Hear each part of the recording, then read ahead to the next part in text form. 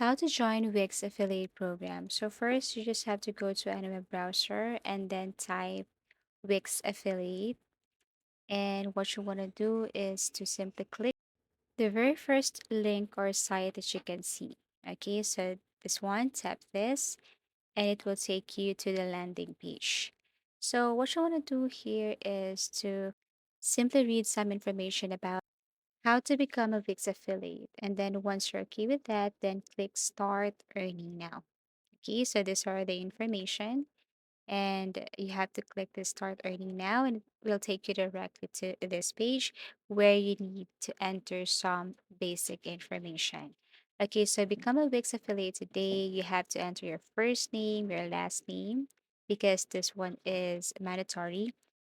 Also, your company name. If you don't have one, then you can just simply type dash. And then for email address, this one is mandatory for address.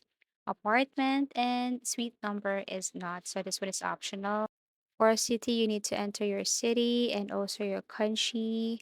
At the same time, also your state, province needed, and your zip code and postal code. These are all mandatory. As you can see, there is an asterisk symbol here. Also, your phone number is indeed very needed.